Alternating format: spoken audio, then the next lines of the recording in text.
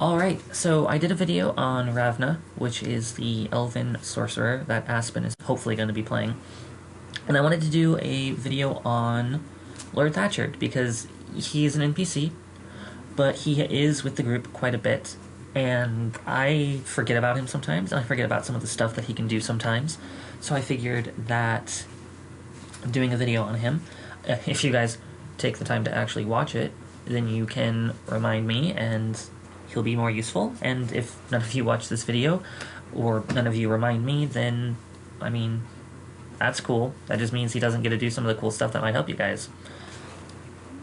So, he has, first and foremost, he has 3 levels of Aristocrat, which is an NPC class that gives him a good number of skills on his skill list and gives him a not terrible skill per level arrangement, but it doesn't give him any class features. It is an NPC class, so it is worse than any of the classes that you guys can take. Now, normally non-player characters have a lower starting gold than player characters. So what I did was I allowed him, because he has 3 levels of Aristocrat, which are basically useless for all intents and purposes, I allowed those to kind of qualify him to get the same starting wealth that you guys did. So you started out with 9,000 gold. Normally NPCs of 5th level would only start out with, like, I want to say 5,000 gold and some change, but because he had the 3 levels of Aristocrat, I let him start out with 9,000 gold, just like you guys did. Then his other 2 levels are Martial, which are from the Miniatures Handbook, which is the same book that Megan is getting the healer class from. Now, his levels of Aristocrat gave him a d8 for hit points, and his level of Martial gives him a d8 for hit points. So he has less hit points on average than a fighter does. Also, as an Aristocrat and as a Martial, he had a 32 point buy system, just like Rangers do, just like Shinaru did, just like Megan did. So he has less ability points than Michelle's fighter does. Those got poured into Strength, because it helps him hit things a little bit. Definitely got poured into Constitution, because that helps him get some extra hit points and helps him with his Fortitude save. And the rest went into Charisma, because his class abilities are all based off of Charisma. Now, technically, with the point buy, he only had a Charisma of 16, and then he put his level 4 increase to get that up to 17. Now, talking about his abilities, he has 2 abilities. He has a minor aura that he can project up to 60 feet, and all allies within that 60-foot range who can hear him, he is able currently to give them a +3 on Fortitude saves. Now, that +3 to Fortitude saves, that's based off of his Charisma modifier. So if his Charisma modifier goes up, the bonus goes up. As he levels up and gains more levels of Martial, he will have different auras that he can switch between. There are some that boost reflex saves, there's some that boost will saves, there's some that boost skill checks, so he can make it easier for you to diplomatize someone else, or he can make it easier for you to recall information, or easier for you to break down that door. The second ability that his class gives him is the Major Aura, and that is just a flat bonus of +1, and it increases as he levels up, eventually to +2, then +3, and I think by level 17 or 18 it's up to a +5. And right now he's able to project the Hardy Soldier's Major Aura, which gives every ally damage reduction 1, so you just take 1 less point of damage. Now, some of his feats, he does have exotic weapons proficiency with a Bastard Sword, which is why he's able to swing his Bastard Sword without a -4 penalty.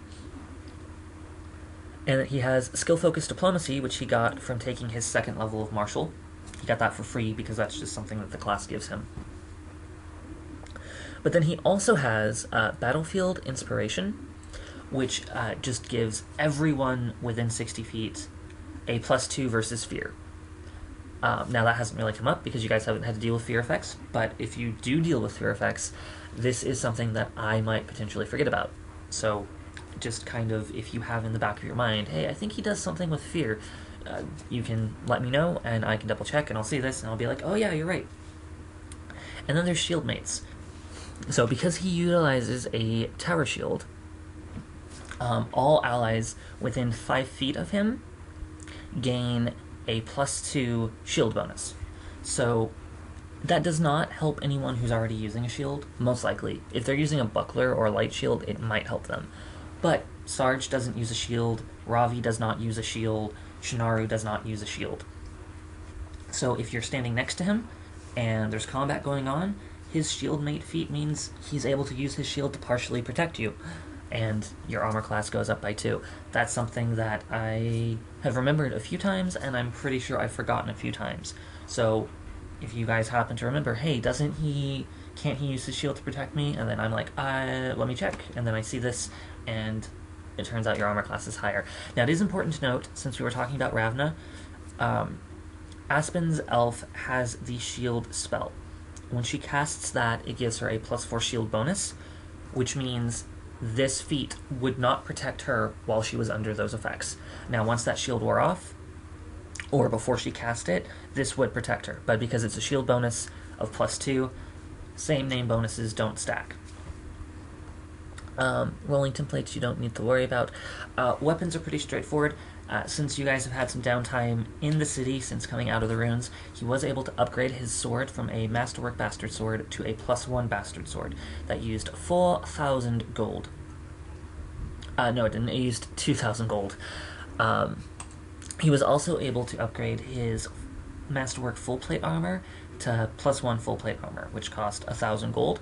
And he could have upgraded his Tower Shield, but he doesn't really see a point in it.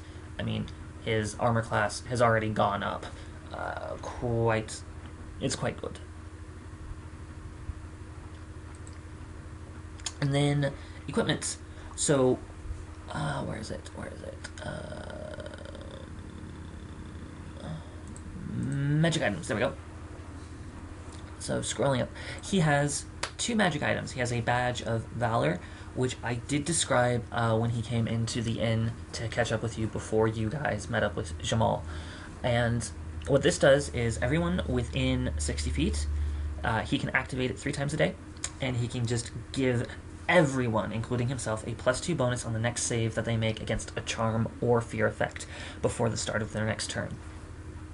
This is an unnamed bonus, so that means it stacks with Shinaru's bonus against sleep effects, against enchantment magic. It stacks with Sarge's bonus against magic in general. It works on everything as long as the spell is a charm or a fear effect. Now, in addition to that, he has the Helm of Tactics, which has 2 abilities. And I have not used either of these abilities because I keep forgetting about them in the middle of combat because I keep forgetting about Thatchurd.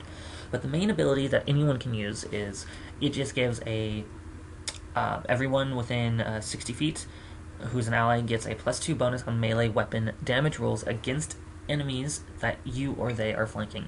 So that means as long as the enemy is flanked, because there has to be 2 of you, everybody gets a +2 on damage. That's pretty awesome. It lasts for 10 rounds, although if you move beyond, you lose the benefit until you return, so it's just like any of his aura abilities. But because he's a martial, instead of giving everyone a bonus to damage on flanking, he can increase the effect of his minor aura by 1, which means that damage reduction 1 would become damage reduction 2. So everybody would be taking 2 less points of damage, which can add up and give some pretty good protection over the course of a battle. Now, both of these items, the Helm of Tactics and the Badge of Valor, they're part of the Regalia of the Hero item set. And because he has 2 of the 3 items, he can also, once per day, grant a single ally within 30 feet, other than himself, a +5 insight bonus on a single attack, save, or skill check as an immediate command action. So, immediate command, what that means is he has to be able to speak in order to use it, but because it's an immediate action, he can interrupt someone else's turn to do it. So, if you're attacking someone and he thinks that you might not be able to make it with what you rolled, boom, he can just give you a flat +5 on that attack roll, and it's an insight bonus. So you guys don't really have a lot of ways to get insight bonuses right now, so it's pretty much going to stack with anything you already have.